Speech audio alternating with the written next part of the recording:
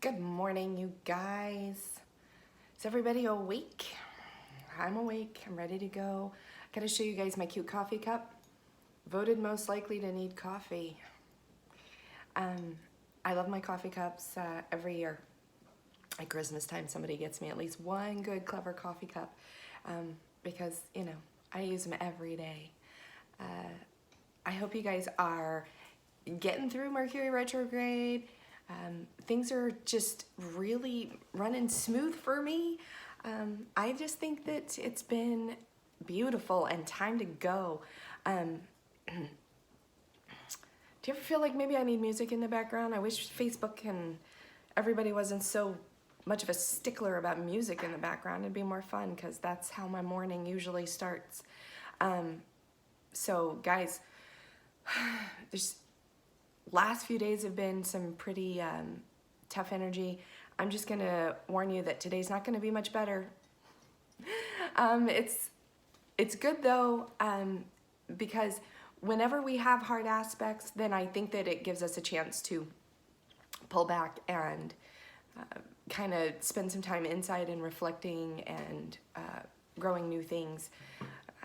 I wouldn't say growing new things unless you're into growing stuff. But anyway, I'm just going to dive right into aspects today because I'm running a little bit behind. Oh my gosh, I'm running behind because I decided to snuggle my husband too long, but it was worth it. It was worth every second.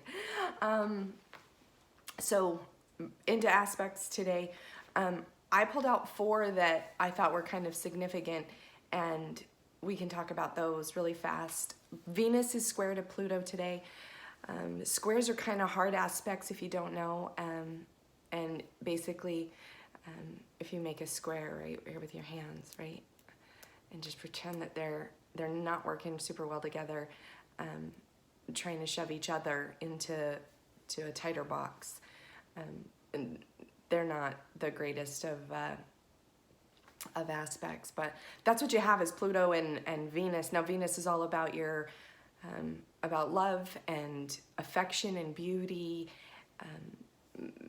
your intimacy.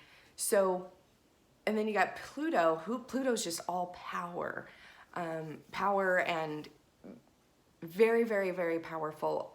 Talks a lot about resources, finances, stuff like that. Hold on, let me see who's messaging. And so when they're in a square, you've got a potentially difficult aspect that's going on today. So keep in mind that the energy that's going to come across with this is that you probably are going to have some conflict, not even conflict, but just resistance. I like that word so much better than conflict. You're going to find some resistance maybe in conversations that have to do with money or who's in power, and who's in charge, how to use resources that you have, right? So if you're in a relationship with a significant other, that this energy tends to create some tension over who gets to decide things. So not necessarily like a hugely bad energy, but there it is. And so you want to look for any time that you feel like maybe you especially are trying to force somebody into a box, and do you need to be in power? Do you need to be the person in charge of whatever interaction it is? And being in charge is like, I don't know, the dumbest thing. Sometimes it's easier to just be the quiet person in the room. Funny enough is that very, very often when you have Venus and Pluto, I do coaching too, so I get feedback from clients that a lot of times they're fighting about sex too. So because in sex we have to give up our power and be vulnerable, and all of a sudden you've got people who are having a conflict over that power feeling, like whether or not they feel out of power, whether they feel like they need a little more power in the bedroom. So look out for that, because that actually comes up pretty often. Now, the funny thing is that at the same time that you have Venus square Pluto, where you've got like a little bit of resistance, the moon actually is conjunct Venus. So you've got Venus in a square with Pluto, and you've got Venus conjunct the moon as well. And remember, guys, this is all in transit, so these are passing feelings. This isn't who you are. The only way to know basically what's in your core and like your planets, what runs you on a daily basis, even without, outside of transit, is to have your natal chart done. And we can do that. You just have to reach out to me, and it's so fun to find that out. But so back to this, you've got moon conjunct Venus today. And so the moon is your emotional self, how we deal with emotions, how we solve problems. Now, when the moon is conjunct, right, we're just going to talk about how it's the ruler of our emotions and the ruler of how we express our feelings to each other. And it's conjunct Venus today, which is in rule of love and affection and beauty. And so you're also going to feel like a strong need to be lovey and caring and affectionate to your significant other, to people that you care about. So do that. I keep telling everybody that when you're feeling these loving feelings, that can shut down any tension quicker than anything. You guys have heard the phrase, kill them with kindness, kill them with love. And so you want to do that. But the only thing that is the caveat, that I always give you guys a caveat, the only thing that I would say, though, is that when you're feeling really emotional and loving and you're looking for something to feed that, so when the moon is conjunct Venus, you want to be super careful not to don't go shopping. Just don't go buy anything, because we tend to buy on an emotional reaction during a time like this. And we don't actually buy for logical reasons, for need. And a lot of people will like just scream out of their budget to buy something that makes them feel good for today. So be aware of that, that these emotions can make us feel that way. So anyway, we also have Mercury sextile Uranus. Uranus is all about sudden change and innovation and feeling independent, right? And so we've got Mercury that's sextile Uranus. So guys, Mercury is communication and travel and teaching and learning. And so when it is sextile with Uranus, that creates an opportunity for you to be very, very vocal about innovative ideas, original ideas. You're going to want to talk about things like, oh, you know what would be a great idea? That person is under that type of influence. And this is a good time. This is a good time to sit down and write the book, write the ideas down, work on a patent, I don't know, whatever it is that you're doing, go forward with that. And then if you need to share your idea in the right way and in great lighting and with new ideas, talk it out, write it out. Like I said, any type of communication, if you need to write an email, do that, because original ideas are going to come out. And then the one that I'm most interested in, because I was noticing this energy in some friends of mine, one especially. I have a shadow and it's following me. Is that the moon is square Saturn as well. So you've got the moon is conjunct Venus over here, but the moon is also square Saturn today. And Saturn is a tough energy. Saturn for me affects me far more than Mercury or Mercury retrograde.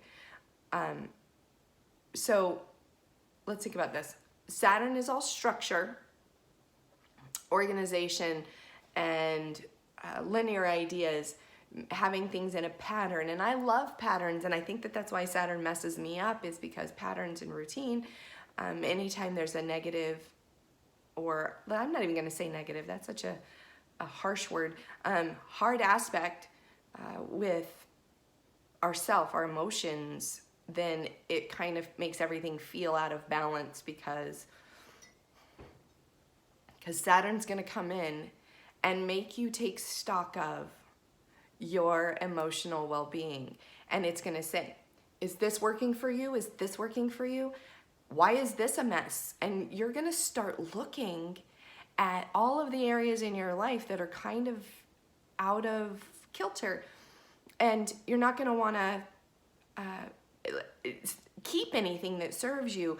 And that's a super hard thing, guys, is to take an emotional accounting of your life right now. And that's the funny thing about Saturn, is Saturn is unemotional. It doesn't care. And so even though you may have some emotional ties to things, you really have to take stock. It's are the numbers there? What is happening? That's it. It doesn't care like you're sad about it, or, oh, I don't want to do this because it's hard. It's time to take an accounting. It's time to pay the piper and look around and see if you're doing what you're supposed to be doing. So take that stock check on your life, on your emotional self today, and do it without emotions and without, oh, but I got here because, or I tried to help. That doesn't matter. That brings me to super fun topic. Yesterday I did have a couple of clients for coaching, and a really long conversation with my sister. So that was amazing.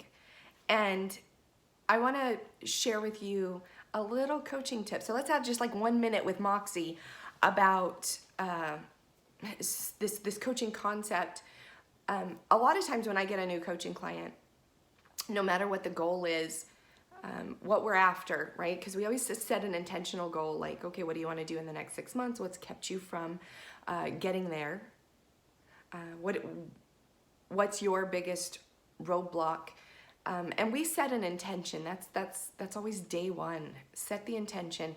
And last question on the first day is always, how will you know when you have achieved it? Now, inevitably, we get what I like to call our little honeymoon story time. And so people like to talk about how they got where they are. And so then I start hearing, well, you know, I made some bad decisions with money, but here's why. And I've got to tell you why. And then I did this, and then I don't know, I quit my job, and I went through a divorce. I got sick, and I had some health issues, and that's why I am where I'm at. Can we fix this? Listen to me. It's irrelevant. Relevant information versus irrelevant information is, I mean, like, I promise you it's a much bigger gap than you think it is. And so one of the things that we talk about all the time, and you need to be thinking about this when you think about how am I going to communicate with my aspects and whatever, is that it's unemotional and it doesn't care. Life doesn't care. The universe, I'm not going to say it doesn't care, but it's irrelevant information. It didn't care. That sounded bad. Sorry. If you call me at 2 o'clock in the morning because you are lost and you went for a drive and you're somewhere out in the woods and you can't find your way back, I'm going to pick up my phone. First of all, I'm that girl. Call me at 2 o'clock in the morning and I will help you. But second of all, is that you're in immediate need and you need someone to help you get out of where you are and to direct you, to drive, to get somewhere that you need to be. So the truth is that it's irrelevant how you got there. So we can, if you need to, spend 20, 25 minutes talking about, well, I asked this guy for directions and he gave me bad directions, and then my GPS battery died, and I don't know, like I thought that that tree looked like the right tree, and so I passed it and it felt like the same path. We can go through that. We can, but we don't need to. It's not relevant. What's relevant is through a series of choices, and I say choices intentionally, through a series of choices, I'm here. Doesn't matter what those choices are at this moment. And I can be one of two people to you. I can say, well, you should have changed your batteries in your GPS. You should have asked the guy at the Chevron because he's smarter than the guy at the Texaco or whatever. And I can give you a million bits of advice and coach you all the way through how to not make the exact same choices again, which chances are you won't even be in the exact same situation again, right? It's very rarely the same situation. But, or I can be the person that says, okay, where are you? Give me your coordinates. Here's how this works. I'm going to use my GPS, my training, and I'm going to walk you right out of here, and I'm going to help you find where you're supposed to be, and I'll get you out of the woods.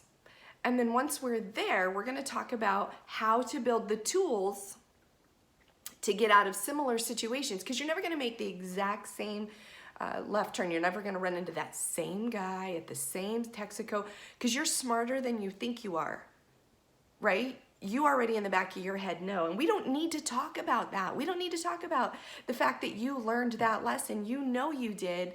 Your subconscious mind is learning these lessons as you go along.